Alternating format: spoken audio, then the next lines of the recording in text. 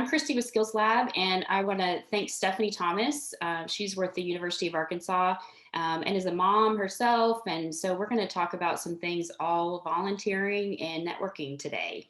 And so I want to just thank her for joining us. Thanks, Christy. Happy to be here. Yeah, thank you. Well, why don't you start by just introducing yourself, telling us a bit about who you are, what you do, and then some of your volunteerism things and how you got involved in that. So I am a supply chain management professor at the University of Arkansas. I've been here a little over 3 years. I was at Texas Tech University, also in the business college there for 4 years. And before I was in academia, I worked in logistics and supply chain and sourcing roles at Stanley Tools, IBM, and Lowe's. Took some time off to be a mom. At the same time, my husband was working on his doctorate so that he could become a professor. And I thought, wow, he's got a pretty good gig. Maybe I should try this too. And so then I ended up getting on my doctorate. And so we're both actually in the same department in the Walton College as well. What ages are your children? My daughter's 17 and my son will be turning 16 soon. Right, right.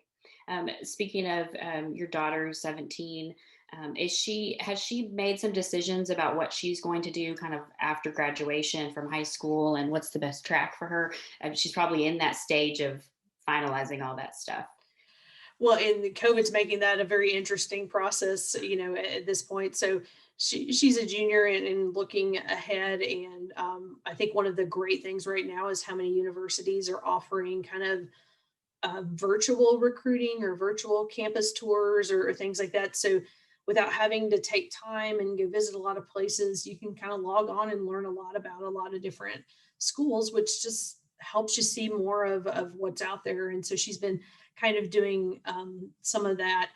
She, I think, is leaning towards something in business. She tends to be more STEM focused. She's kind of a math brain over an English brain, so she takes after her dad more than her mom. And so we've just tried to talk to her about a variety of different opportunities. There's a lot of, she has watched us be college professors, and so she has some interest in that, but she also knows there's a lot of education and many years of going, getting degrees to go down that path. And so she's kind of weighing out what are the pros and cons of doing that. And I think it's having conversations about what all is possible is a great starting point.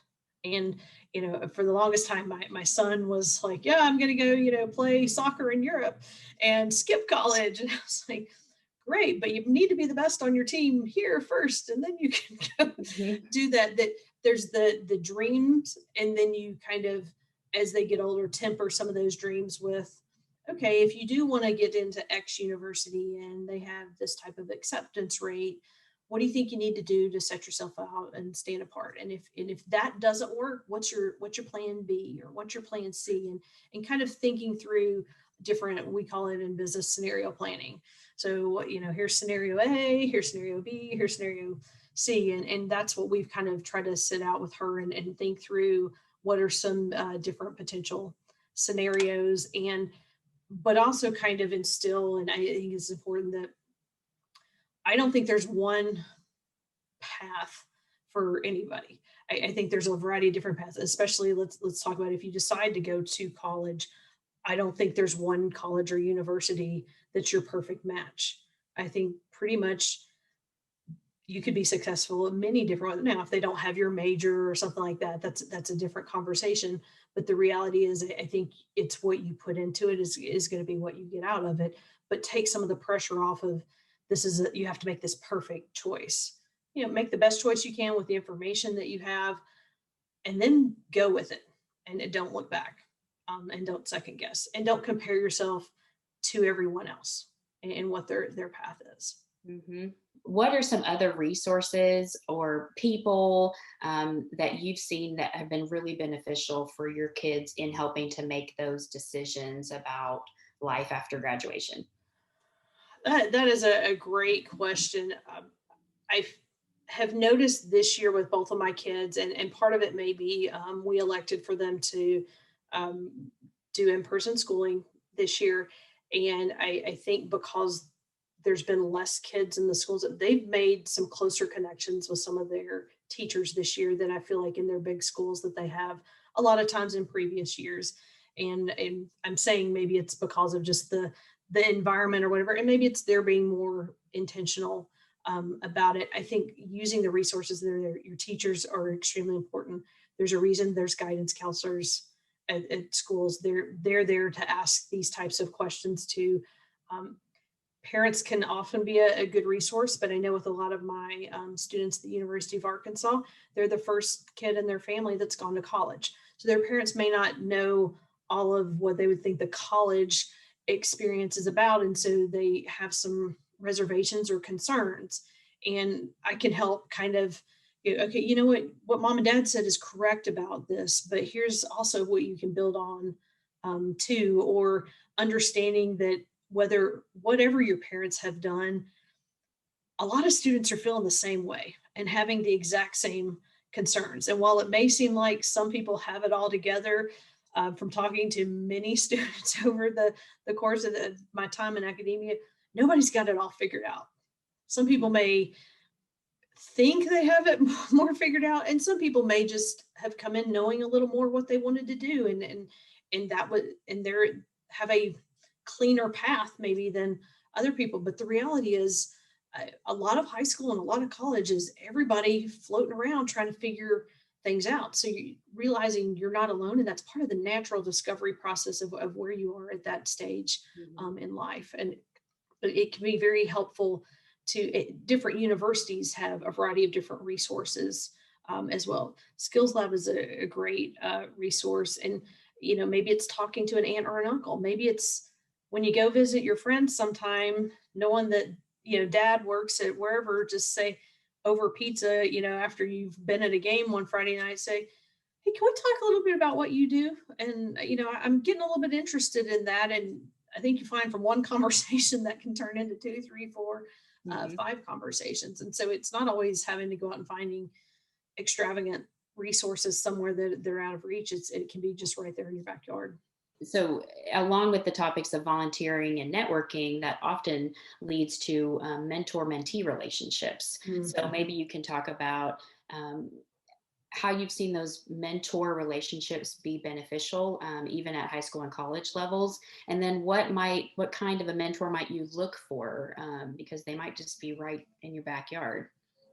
I, I love talking about mentoring because I think the mentor mentee relationship can be so powerful.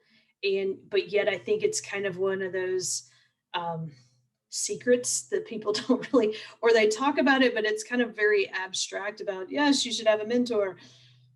Great. Do I have to go to the store and pick one out? Like, how does that kind of work?